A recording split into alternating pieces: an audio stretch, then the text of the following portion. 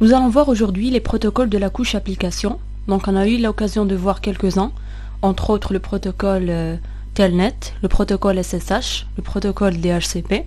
Donc ce sont, par exemple pour Telnet, c'est un protocole qui permet un accès à distance, mais en clair. Le protocole SSH a remplacé le protocole Telnet pour un accès de manière sécurisée via le chiffrement et via la génération de paires de clés asymétriques.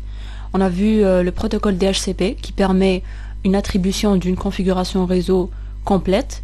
On a vu aussi les numéros de port. Donc on avait dit que les numéros de port utilisés pour DHCP c'était 67 et 68. Donc 67 c'est le port où les serveurs DHCP écoutent, tandis que le port 68 est utilisé par les clients DHCP. On a vu aussi le port concernant le protocole SSH, c'est le port 22, et Telnet c'est le port 23. Aujourd'hui, on va voir d'autres protocoles de la couche application, donc selon aussi le modèle TCP/IP, et on va essayer de les simuler au niveau de paquets traceurs. Donc pour rappel déjà, là on a le modèle OSI constitué des 7 couches.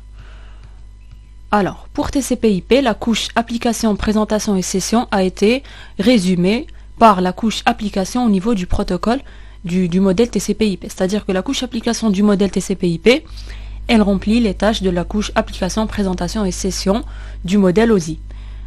Et au niveau de la couche application, nous avons un certain nombre de protocoles. C'est pour ça aussi qu'on l'appelle une pile protocolaire. Donc il y a le protocole HTTP. Donc c'est un protocole qui permet l'affichage de pages web au niveau de navigateur. Donc on a besoin déjà d'un navigateur et on peut afficher des pages web grâce au protocole HTTP. Donc le numéro de port d'un serveur HTTP, donc un serveur HTTP devra utiliser le numéro de port 80. Pour le client, il va utiliser n'importe quel port ouvert à son niveau. Ça peut être un port dynamique par exemple. Il y a le protocole HTTPS, donc c'est protocole HTTP sécurisé.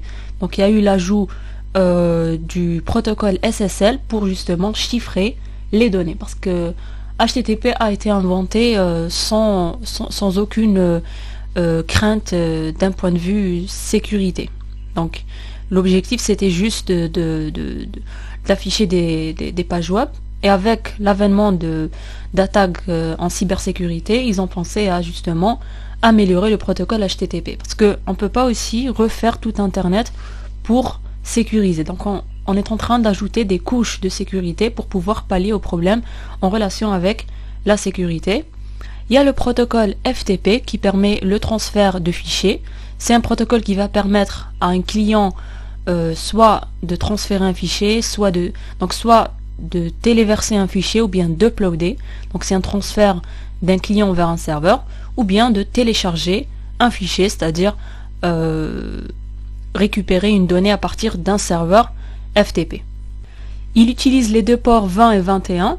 Donc il va utiliser le port 21 pour les commandes FTP, donc des commandes saisies au niveau du client pour travailler au niveau du serveur FTP, donc renommer des fichiers par exemple, afficher la liste des fichiers qui sont présents au niveau du serveur FTP, télécharger, uploader, etc. Et bien sûr, le client doit avoir certains privilèges pour pouvoir justement avoir accès au serveur FTP. Il peut avoir par exemple des privilèges d'écriture, de lecture, de listing, de renommage, etc. On va voir ça juste après. Donc on avait dit que le port 21 c'était pour les commandes, et le port 20 ça sera justement pour le transfert des données, donc fichiers entre le client et le serveur FTP. Il y a TFTP, donc c'est un protocole trivial, donc trivial FTP, ça permet de véhiculer des fichiers qui ne sont pas très grands. Alors, il faut savoir aussi que chaque protocole de la couche application va travailler avec un protocole de la couche transport. Pour HTTP, il va travailler par exemple avec TCP. Pour HTTPS aussi, il va travailler avec TCP. Pour FTP, bien sûr, il travaille avec TCP. Donc TCP est un protocole de transport fiable et connecté.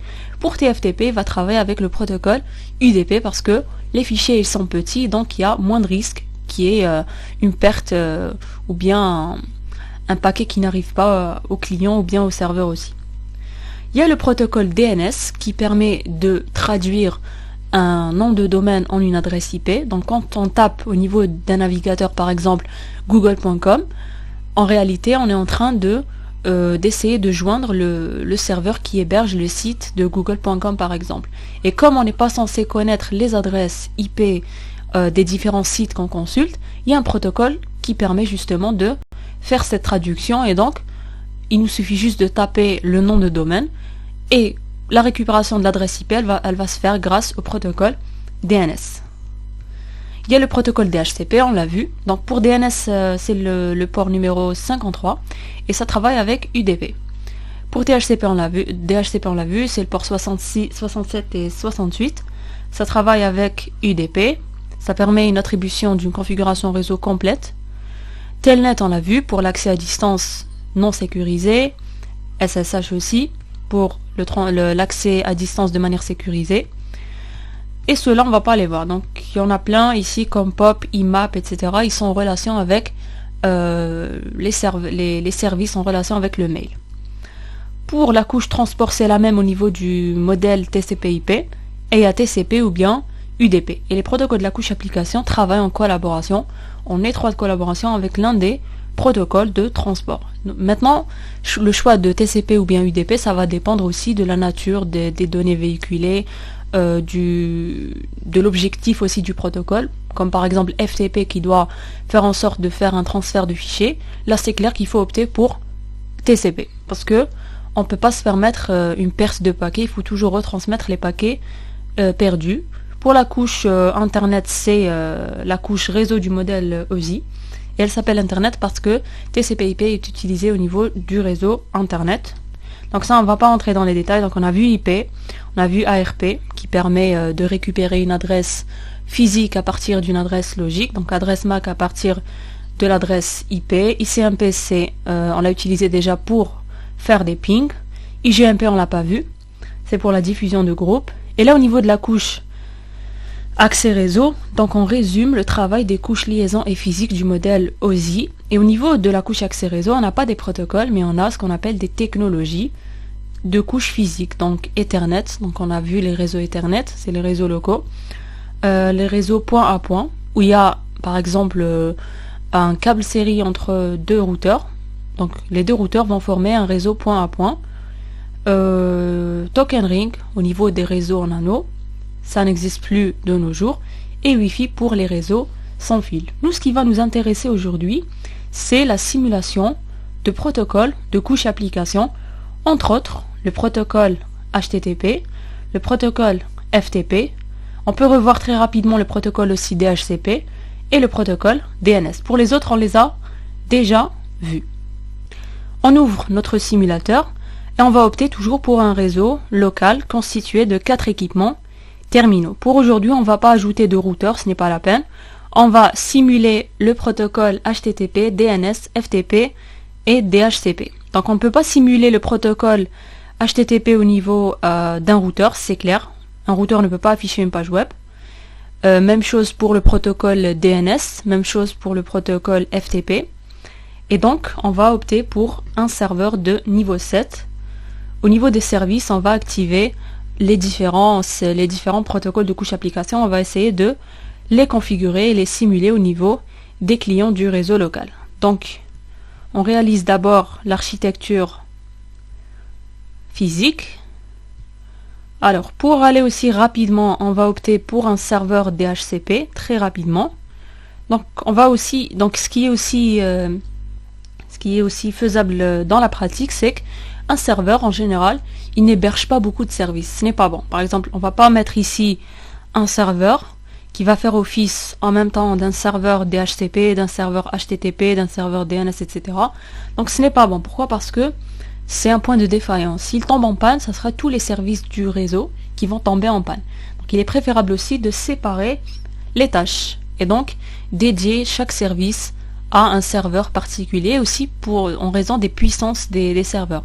Donc un serveur ne peut pas gérer tous les services, héberger un site, faire le travail de DNS, par exemple gérer aussi l'authentification, DHCP. Donc c'est préférable de séparer les tâches. Donc là, ici, on a un serveur DHCP. Voilà. On va le configurer très rapidement. Alors, on va au niveau déjà, on lui donne une adresse IP. Donc on va opter pour 192 comme toujours, .168.1.254 par exemple. Ou bien 250, allez-y. Alors, pour la passerelle, ça sera par exemple 254. Donc, .1.254. On suppose que cette adresse va être utilisée au niveau d'une interface d'un routeur relié au réseau local. Bien sûr, on ne peut pas avoir un réseau local comme ça détaché. Il y aura sûrement ici un routeur. Mais pour aujourd'hui, on ne va pas configurer le routeur ni l'ajouter au niveau de la topologie. L'essentiel, c'est qu'on veut que nos PC aussi possèdent cette adresse IP comme passerelle par défaut. Et du moment que le serveur il fait partie du réseau local, donc il aura la même passerelle que les équipements terminaux. Donc voilà pour la configuration statique du serveur. Ah, on a mis 2 points. Voilà. On va maintenant à service. DHCP, on met on crée un pool, on va le nommer LAN. La passerelle 1.254. Adresse de DNS maintenant, on va opter pour une adresse. Donc par exemple ça sera 1.253. On va utiliser cette adresse lorsqu'on va l'utiliser au niveau d'un serveur DNS. Donc il faut retenir cette adresse.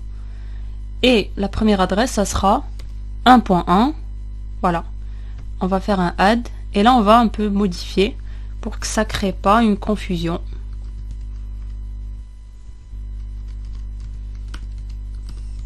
Voilà. On fait save. On revient au niveau des PC.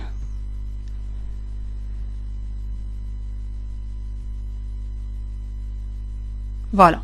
J'ai ma configuration réseau de manière automatique. Donc ça, c'est juste une révision de ce qu'on a fait hier assez rapidement. On va essayer maintenant de configurer d'autres protocoles de la couche application qu'on n'a pas eu encore l'occasion de voir en TP. Entre autres, le protocole HTTP. Donc on va ajouter ici un serveur HTTP. On va le mettre ici. Il doit aussi avoir une adresse du réseau local. Donc celui-là, il a l'adresse 250. Le serveur DNS aura 253. Pour celui-ci, on va donner 251 par exemple.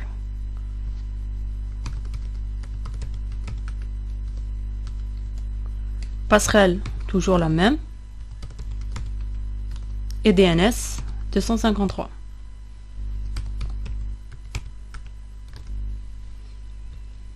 On va au niveau de service et on clique sur le service HTTP pour le transfert, pour l'affichage de page web.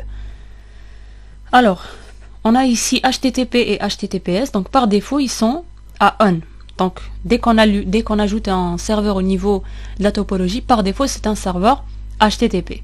Qu'est-ce qu'on a ici? Au niveau de File Manager, nous avons des fichiers .html. Et là on peut aussi les modifier. Donc on sait aussi que le point de départ par exemple d'un site web c'est index.html. On peut aller à Edit. Regardez là on a du code HTML, ça sera le code qui sera affiché au niveau du navigateur d'un client. Pour montrer que c'est réellement ce qui va être affiché, par exemple là on a le titre dans des balises center. On va écrire par exemple ici réseau IP les bases L2. On va mettre L2 GTR.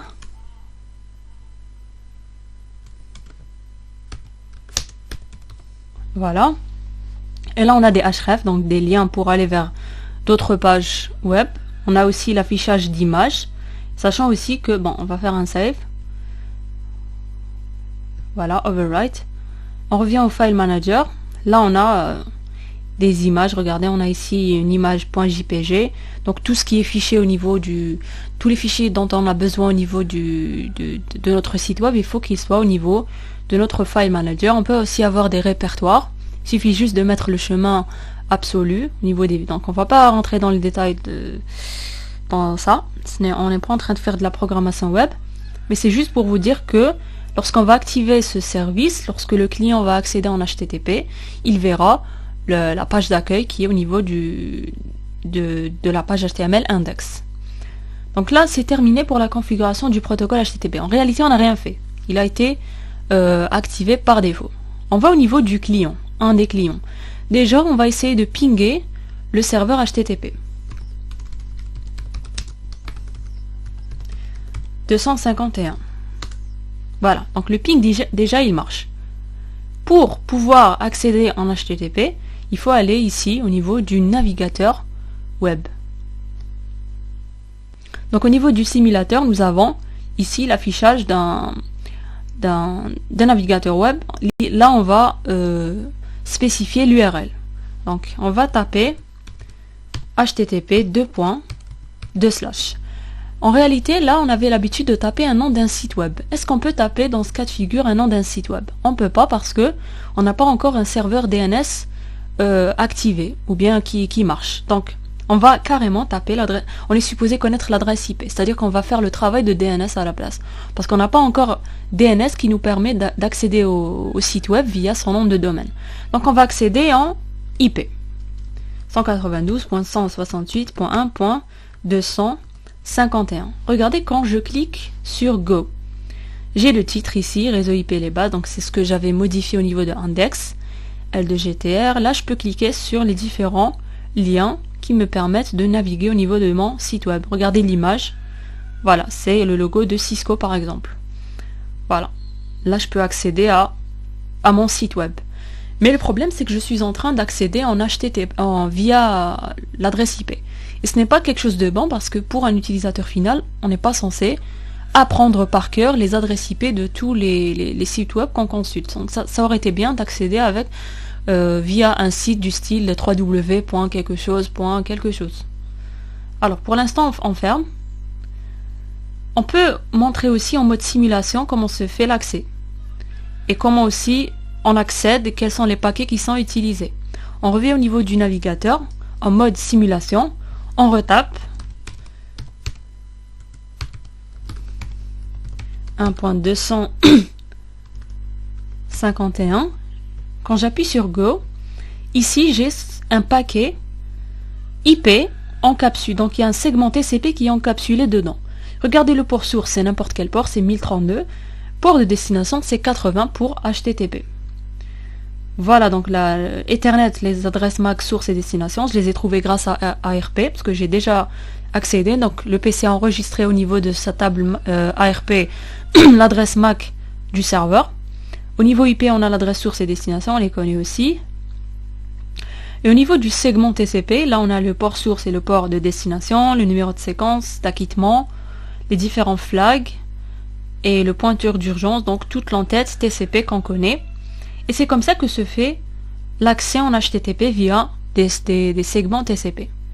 Voilà, donc il y a différents échanges entre le PC et le client. Donc ici le PC c'est un client HTTP et le serveur c'est un serveur HTTP. Donc là j'ai, après l'échange de messages, donc le serveur va me transmettre la page web index.html et là elle sera affichée au niveau de mon navigateur et le navigateur permet justement de compiler des pages écrites en HTML. Voilà, donc le langage, bon pas un langage, c'est un langage de balisage qui permet justement de créer des pages web HTML, entre autres avec d'autres langages, donc PHP pour avoir des sites web dynamiques, CSS pour tout ce qui est graphique, etc. Voilà. Maintenant, on aimerait bien accéder au site web via son nom de domaine. Et c'est pour ça qu'on va ajouter au niveau de notre réseau local un serveur DNS qu'on va mettre ici ou bien juste ici, voilà. Donc là, on va le nommer HTTP et là, ça sera notre serveur DNS. Rappelez-vous, l'adresse de DNS ici, au niveau des PC, c'est 1.253. On va lui donner cette adresse IP.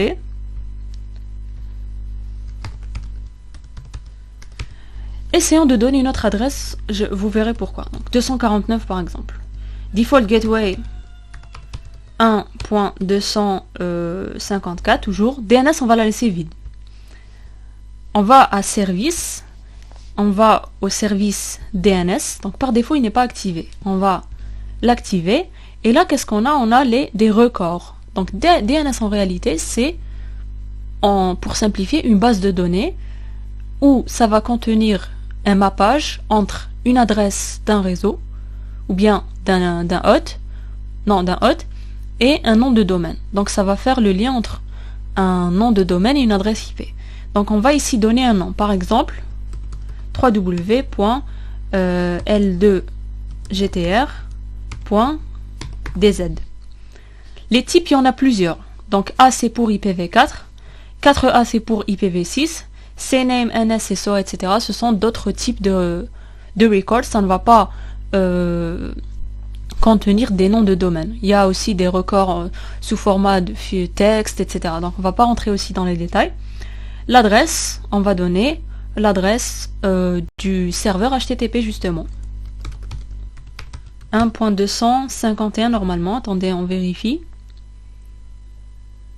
Voilà. 1.251. On va cliquer sur Add. Là, on a un record. On peut ajouter encore plusieurs. Si on veut, c'est des tuples au niveau d'une base de données. C'est des enregistrements. On peut ajouter autant qu'on veut. On va juste câbler. On a oublié de le faire. Voilà. Donc, notre serveur DNS est présent au niveau de notre réseau local. Et là, on va essayer d'accéder via le nom de domaine qu'on a saisi. Alors, http://www.l2gtr.dz.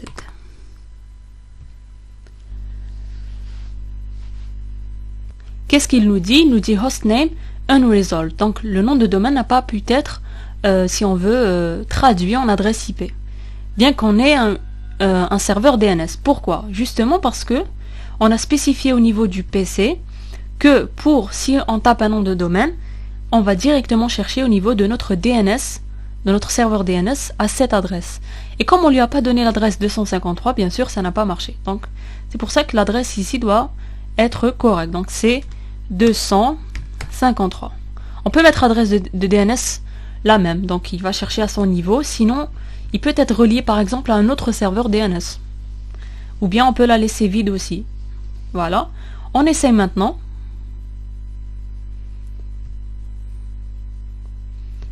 Navigateur.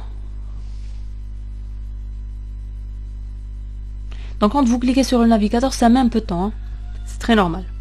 http://www.l2gtr.com. On clique sur Go.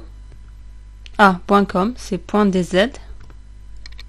Là, regardez, on a accédé au site web via maintenant son nom de domaine et non pas son adresse IP. Donc c'était ce qu'on voulait si on veut. Donc c'est la solution la plus optimale. Donc lorsqu'on configure un serveur HTTP, il est préférable aussi de configurer en parallèle un serveur DNS. Voilà. Donc ça c'était pour la simulation du protocole HTTP et DNS. On peut aussi voir par exemple, donc on peut aussi par exemple pinguer avec le nom de domaine cette fois-ci. On va essayer de le faire. On quitte le navigateur. Voilà, je vais pinguer pas l'adresse IP, mais le nom de domaine.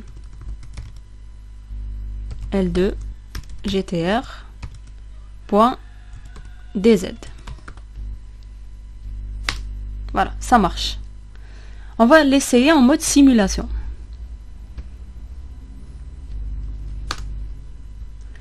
Alors, qu'est-ce qu'on a ici? Le paquet en rouge ou bien en marron, c'est un paquet DNS. On va voir ici certains détails. Donc Ethernet, c'est les adresses MAC source et destination. Pour les adresses IP, c'est la même chose. Regardez ici, il va d'abord joindre le 1.254. Il va d'abord résoudre ou bien trouver l'adresse IP correspondante au nom de domaine qu'on a saisi. Et là, on a un datagramme UDP avec port de destination 53, c'est le port où écoutent les serveurs DNS. Voilà. Et là, je vais lui envoyer www.l2gtr.dz. Je vais lui dire, trouve-moi l'adresse IP. Voilà. Donc, il va vers le serveur DNS. le serveur DNS a ce record ou bien ce tuple au niveau de de sa base de données et il va répondre par l'adresse IP. Donc ça c'est la DNS query et là c'est la réponse. Voilà, je te fournis l'adresse IP. Ça c'est la requête du client, ça c'est la réponse du serveur. Voici l'adresse, il lui dit voici l'adresse IP. Donc si tu ping www.l2gtr.dz, c'est comme si que tu dois pinguer ça. Et c'est pour ça que le ping, il marche. Donc je lui réponds. Et là, il va former son paquet ICMP. C'est son ping, il va pinguer le serveur HTTP. Il reçoit le reply. Et voilà. Normalement, au niveau du CMD, il y a la réception d'un paquet ICMP. Donc avant d'envoyer le paquet ICMP, on envoie d'abord une requête DNS. On va l'envoyer justement à l'adresse du serveur DNS. Si on n'avait pas ce champ configuré, ou bien s'il était faux, par exemple si j'avais mis 251, je vais joindre le serveur HTTP. Et là le serveur HTTP va me répondre, je suis pas un serveur DNS. Ou bien si j'avais configuré un serveur DNS où il n'y a pas le tuple concernant L2GTR, il aurait répondu par une réponse DNS fausse, donc il aurait dit je n'ai pas l'adresse IP. Donc ici le ping n'aurait pas marché. Donc c'est comme pour ARP, avant de lancer le ping, on lance d'abord la requête ARP pour récupérer l'adresse MAC, ensuite on formule le ping. Là c'est la même chose, là on n'a pas l'adresse IP, on fait une requête DNS qui va nous retourner l'adresse IP. Juste que pour DNS c'est une monodiffusion, parce qu'on connaît l'adresse du serveur DNS, contrairement à ARP où c'est une diffusion d'un point de vue physique, au niveau de la couche physique, couche MAC, couche liaison, etc. Voilà. Voilà, donc voilà ce qu'il fallait savoir concernant les protocoles HTTP et DNS. On a vu DHCP assez rapidement. Maintenant, on va voir un dernier protocole de couche application. C'est le protocole FTP. Donc on va le mettre ici. FTP. On a dit aussi que les serveurs doivent avoir des configurations statiques. Voilà. C'est pas bon qu'ils reçoivent leur configuration de manière dynamique, parce que si leurs adresses elles changent, là, imaginons que le serveur DNS reçoit sa configuration via le serveur DHCP. Là, il aurait pu avoir une adresse 1.5, 1.6, donc tout dépend. Et donc, les PC, du moment qu'ils ont une adresse statique configurée à leur niveau concernant le serveur DNS, ils ne pourront pas joindre le serveur DNS. Donc il doit toujours avoir l'adresse 1.253. Pour le serveur FTP, on va lui donner 252. Normalement, on ne l'a pas encore attribué. 252. Passerelle 254. DNS 253. Voilà. On le lie au réseau local. Voilà. On va au niveau du serveur FTP. On va à service. Et on va au niveau du service justement FTP, qui est activé aussi par défaut. Alors, comme on avait dit, FTP, ça permet un transfert de fichiers. Donc là, c'est un serveur qui va héberger des fichiers. Il a à son niveau, regardez, plein de fichiers, des fichiers binaires, etc. Donc c'est des exemples au niveau du simulateur. Regardez.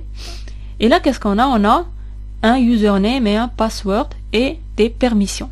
Donc pour accéder en FTP, il faut avoir un nom d'utilisateur et un mot de passe. On va le créer ici. Donc par défaut ici, Cisco ajoute un compte qui a tous les privilèges.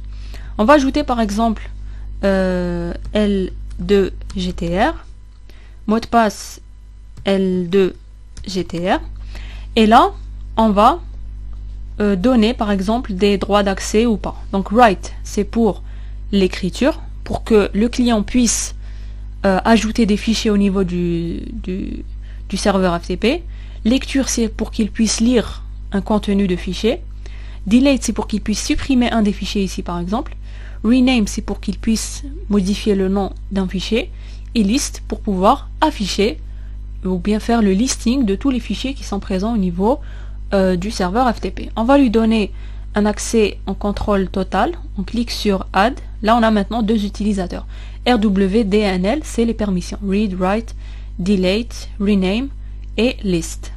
Donc, c'est tout ce qu'il y a à faire au niveau du serveur.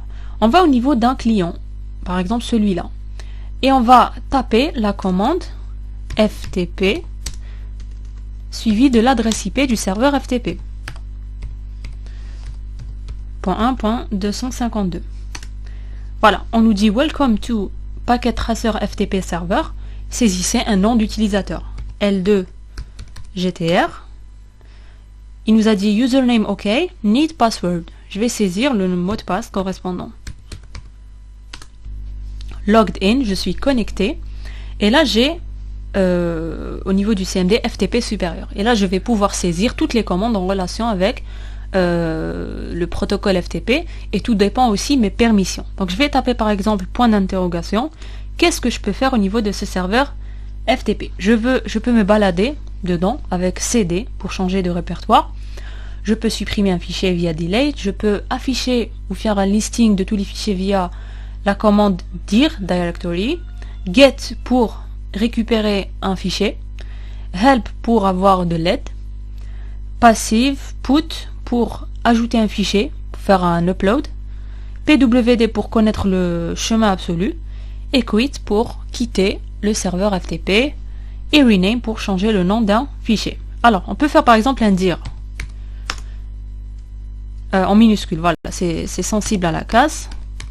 Alors, j'ai fait ici un listing de tous les fichiers qui existent au niveau du serveur. Si on va au niveau du serveur, on a exactement les mêmes. Donc, on a ici ASA 842. Voilà, c'est les mêmes fichiers. On avait ici des fichiers binaires au niveau du simulateur. Là, on a les tailles. Remarque, c'est un peu grand comme fichier. Qu'est-ce qu'on peut faire aussi? PWD. Il nous dit que /FTP, c'est le répertoire courant. Alors, on va essayer de faire, par exemple, on va essayer d'ajouter un fichier au niveau du serveur FTP. Donc, on va d'abord créer un fichier ici, au niveau de texte editor. On va taper par exemple, je suis un étudiant en L2 GTR. Je clique ici sur fermer pour sauvegarder. Je mets save. Et je vais nommer mon fichier L3 L2 GTR.txt. Ok. Je vais ici à TFTP Service. Là, j'ai l'ensemble de mes fichiers. Voici le fichier que j'ai à mon niveau. Donc, c'est un fichier local que je veux uploader au niveau du serveur. Donc, je vais au niveau du serveur FTP. Et la commande qui va me permettre d'ajouter ce fichier au niveau du serveur, c'est put nom du fichier L2 GTR.txt. Voilà. File transfer in progress. Transfert complété. J'ai envoyé 22 bytes, ou bien 29 octets. Je vais au niveau du serveur pour confirmer. Est-ce qu'il y a L2 GTR ici? Donc, il faut quitter, il faut actualiser. Ah, je suis en train de voir au niveau du serveur DHCP, pardon. C'est le serveur FTP. Service FTP. On cherche ce fichier, le voici. Il a été ajouté au niveau du serveur FTP. Je peux par exemple lui changer de nom. Donc, rename L2 GTR.txt. Donc ça, c'est le nom du fichier source. Prochain argument, c'est le nom du nouveau fichier. Par exemple, GTR tout court .txt. J'ai renommé. Il m'a dit que la commande s'est terminée avec succès. Là, je vais au niveau du serveur FTP, je vais vérifier. Donc, il faut aussi actualiser.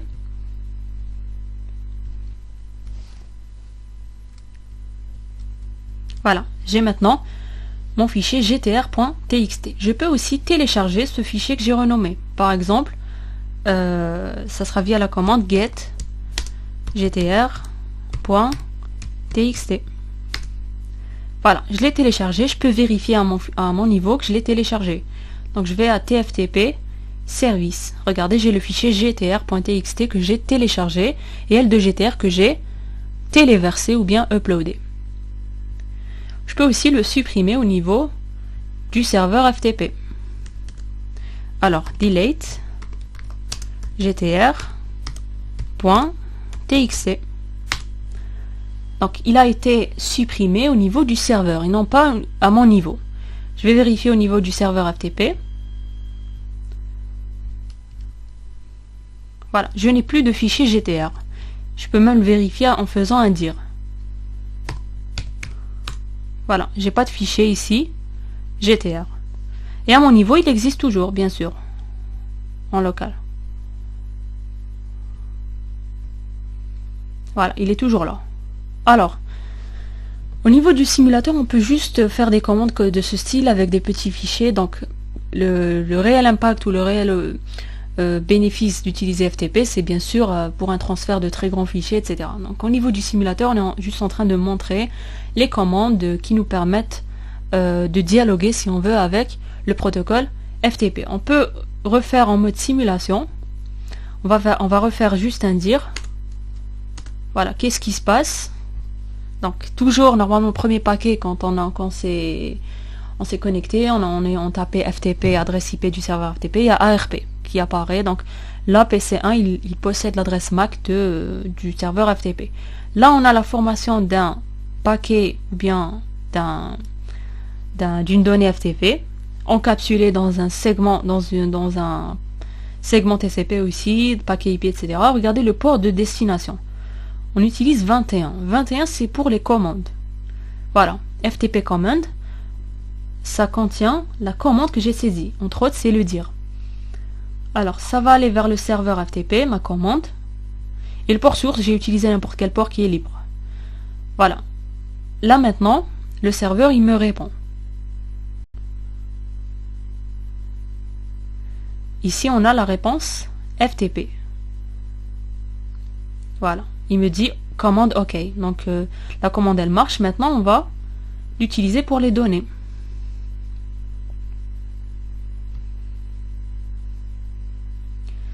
Voilà. Par exemple si je refais un get ou bien... Attendez. Non, ça va envoyer ici paquet par paquet. On va un peu accélérer le processus.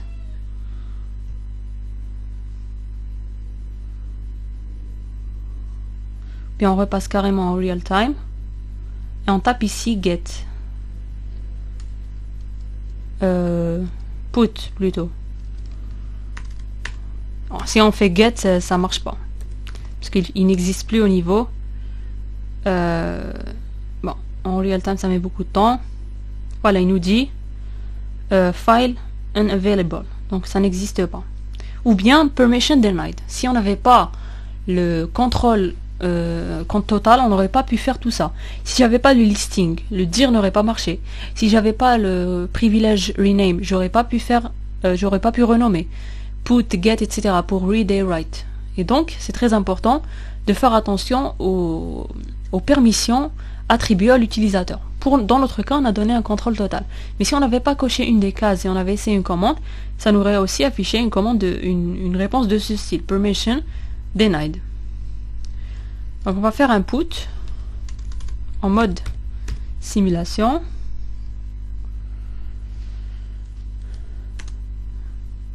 Donc regardez, là il y aura la commande put. Voilà. Voilà. Ensuite il y aura la réponse du serveur. On peut aussi par exemple regarder les ports, les flags. Donc pour voir si c'est des segments TCP de synchronisation, d'acquittement, donc on peut vérifier. Le premier, il y aura le SYN A1. Ensuite, il y aura le SYN ACK A1 au niveau du paquet ou du segment qu'on reçoit. Ensuite, un ACK. Et ensuite, on aura ici des numéros de séquence et numéros d'acquittement qui vont changer, enfin, différents de 0.